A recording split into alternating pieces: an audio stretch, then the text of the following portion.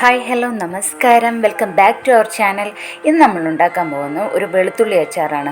വെളുത്തുള്ളി അച്ചാർ ശരിക്കും പറഞ്ഞാൽ നമ്മൾ വെളുത്തുള്ളി റെഡി ആയിട്ട് ഇരുന്ന് കഴിഞ്ഞാൽ പിന്നെ വെളുത്തുള്ളി അച്ചാർ ഉണ്ടാക്കാൻ ഭയങ്കര എളുപ്പമാണ്. പക്ഷേ ആ വെളുത്തുള്ളി റെഡിയാക്കലാണ് ഇത്തിരി സമയമെടുക്കുന്ന പരിപാടി. അതെന്ന് പറഞ്ഞാൽ നമ്മൾ ഫ്രീ ആയിട്ടിരിക്കുന്ന ടൈമിൽ ടി വി കാണുന്ന ടൈമിലോ അല്ലെങ്കിൽ യൂട്യൂബിൽ എന്തെങ്കിലുമൊക്കെ നോക്കുന്ന ടൈമിലോ ഒക്കെ വെളുത്തുള്ളി തൊലി കളഞ്ഞ് വെച്ചിരുന്നാൽ എന്നിട്ട് അത് നല്ല ടൈറ്റായിട്ടുള്ള ഒരു കണ്ടെയ്നറിനകത്താക്കി ഫ്രിഡ്ജിൽ വെക്കുക. എന്നിട്ട് എല്ലാം കൂടെ ചേർത്ത് നമുക്ക് അച്ചാറിടുന്ന ടൈമിൽ എടുത്ത് വയ്ക്കാനാണെങ്കിൽ ഈസി ആയിരിക്കും. അതല്ല ഇതിന് വേണ്ടിയിട്ട് ഇത് ചെയ്തുകൊണ്ടിരിക്കാനാണെങ്കിൽ കുറച്ച് സമയം എടുക്കും കേട്ടോ. അപ്പം നമുക്ക് അച്ചാറുണ്ടാക്കാം. കിച്ചണിലോട്ട് പോകാം, വരും. അതിനു മുമ്പായി നമ്മുടെ ചാനൽ ഇതുവരെയും സബ്സ്ക്രൈബ് ചെയ്യാത്തവരുണ്ടെങ്കിൽ ഇപ്പം തന്നെ ഒന്ന് സബ്സ്ക്രൈബ് ചെയ്ത് സപ്പോർട്ട് ചെയ്തേക്കണേ. ഇതാ ഞാൻ ചീനിച്ചട്ടി വെച്ചിട്ടുണ്ട്. ഇനി ചീനിച്ചട്ടി ചൂടായിട്ട് വരുമ്പോൾ നമുക്കിതിലേക്കൊരു 3 ടേബിൾ സ്പൂൺ എണ്ണ ഒഴിച്ച് കൊടുക്കാം. ഇതാ ഞാൻ ഒഴിച്ച് കൊടുക്കുന്നുണ്ട്. ഇനി നമുക്ക് ഇതിലേക്ക് കുറച്ച് കടുക് ഇട്ട് കൊടുക്കുക. ഒരു 1/4 ടീസ്പൂൺ കടുക്. കടുകൊക്കെ പിന്നെ എല്ലാവർക്കും അളവറിയാമല്ലോ. സാധാരണ കടുക് പൊട്ടിക്കാൻ ആവശ്യമുള്ളത്ര കടുക് ഇടുക. അതിനുശേഷം അത് പൊട്ടി വരുമ്പോൾ അതിലേക്കൊരു 1/4 ടീസ്പൂൺ ഉലുവയും കൂടെ ഇട്ട് കൊടുക്കുക. അതിനുശേഷം ഞാൻ കുറച്ച് തണ്ട് കറിവേപ്പിലയും കൂടി ഇട്ട് കൊടുക്കുന്നുണ്ട്. ഇനി ഇടുന്നത് പച്ചമുളകാണ്. ഒരു 2 പച്ചമുളക് ചെറുതായിട്ട് അരിഞ്ഞെടുത്തതാണിത്. അതിനുശേഷം ഇതിലേക്ക് ഞാൻ ചെറുതായി അരിഞ്ഞു വെച്ച ഇഞ്ചി, ഇതൊരു ചെറിയ കഷ്ണം ഇഞ്ചിയാണ്, അത് ചെറുതായി അരിഞ്ഞു വെച്ചതാണ്. ഒരു 2 ടേബിൾ സ്പൂൺ ഉണ്ടാകും.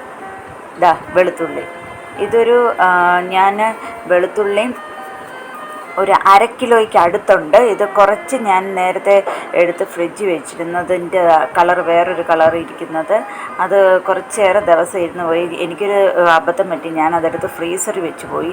അതുകൊണ്ടാണ് അതിൻ്റെ കളർ അങ്ങനെ ഇരിക്കുന്നത് കേട്ടോ. വെളുത്തുള്ളി ഒരുപാട് ഫ്രൈ ആകുമൊന്നും വേണ്ട, ജസ്റ്റ് ഒന്ന് വാടിയാൽ മാത്രം മതി. അതുപോലെ ഇത് ഫ്രീസറിൽ വെച്ച് ഈ കളറൊക്കെ ഒന്ന് ചൂടായി വരുമ്പം അതങ്ങ് മാറിക്കോളും. എല്ലാവരും അപ്പം പ്രത്യേകം ശ്രദ്ധിക്കണം, ഫ്രീസറിൽ വെക്കരുത്. അല്ലാതെ ഫ്രിഡ്ജിനുള്ളിൽ നമ്മൾ വെജിറ്റബിൾസൊക്കെ വെക്കുന്ന അവിടെ വെച്ചിരുന്നാൽ മതിയാകും. ഇത് കണ്ടോ, ഇപ്പോൾ ആ ഫ്രീസറിൽ വെച്ചതിൻ്റെ കളറെല്ലാം മാറിയിട്ടുണ്ട്. മുരിഞ്ഞു പോകരുത്, അത് ഒരു കൊള്ളില്ല, ഒരുപാട് ടേസ്റ്റ് ഉണ്ടാകത്തില്ല. ഇതിപ്പം കുറച്ച് പാടിയിട്ടുണ്ട്. ഇനി നമുക്കിതിലേക്ക് പൊടികൾ ചേർക്കും. ഇതിലേക്ക് ഞാൻ 3 ടേബിൾ സ്പൂൺ മുളക് പൊടി എടുത്ത് വെച്ചിട്ടുണ്ട്. ഇതിട്ട് കൊടുക്കാം. ഒരു 1/4 ടീസ്പൂൺ മഞ്ഞൾപ്പൊടിയും കൂടി ഇട്ട് കൊടുക്കുന്നുണ്ട്. ഇനി നമുക്കിത് നന്നായിട്ടൊന്ന് മിക്സ് ചെയ്യാം.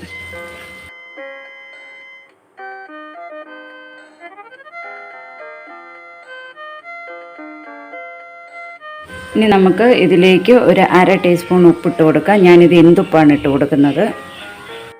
നന്നായിട്ട് മിക്സ് ചെയ്യുക. ഇതിലേക്ക് ഒരു നുള്ള് കായപ്പൊടി ഇട്ട് കൊടുക്കാം. കായപ്പൊടിയല്ല, ഉലുവപ്പൊടി. നമുക്ക് ഇതിലേക്ക് വിനിഗർ ചേർത്ത് കൊടുക്കാം. ഞാൻ ആപ്പിൾ സിഡർ വിനിഗറാണ് ചേർക്കുന്നത്, അതുകൊണ്ടാണ് ഇതിന് ഈ വിനിഗറിന് ഈ കളറ്. ഇനി ഒരു 1/2 ടീസ്പൂൺ കായപ്പൊടിയും കൂടി ഇട്ട് കൊടുക്കാം. കുറച്ചുകൂടെ ഗ്രേവി വേണമെന്നുള്ളവർക്ക് ഒരു 1/2 ഗ്ലാസ് വെള്ളം കൂടി ഒന്ന് ഒഴിച്ച് മിക്സ് ചെയ്ത് ഒന്ന് തിളപ്പിച്ച് കഴിയുമ്പോൾ നമുക്ക് ഓഫ് ചെയ്യാവുന്നതാണ്. ഇനിയിപ്പം ഗ്രേവി വേണ്ടെന്നുണ്ടെങ്കിൽ ആ വെള്ളം ഒഴിക്കേണ്ടതില്ല. നമ്മുടെ വിനിഗർ ഒഴിക്കുമ്പം തന്നെ കുറച്ചൊരു വെറ്റായിട്ടിരിക്കും, അത് മതിയെങ്കിൽ. ഇത്രയേ ഉള്ളൂ, നമ്മുടെ അച്ചാർ ഇവിടെ റെഡി ആയിരിക്കുകയാണ്. എല്ലാവരും ഒന്ന് ചെയ്ത് നോക്കണേ. അതുപോലെ നമ്മുടെ വീഡിയോ ഫ്രണ്ട്സിനും റിലേറ്റീവ്സിനും ഒക്കെ ഒന്ന് ഷെയർ ചെയ്ത് കൊടുക്കണേ, ലൈക്കും ചെയ്യണേ. അതുപോലെ തന്നെ സബ്സ്ക്രൈബ് ചെയ്യാൻ മറക്കരുതേ. എല്ലാവരുടെയും വിലയേറിയ അഭിപ്രായങ്ങളും നിർദ്ദേശങ്ങളും കമൻറ്റ് ചെയ്യുക. Okay, thank you.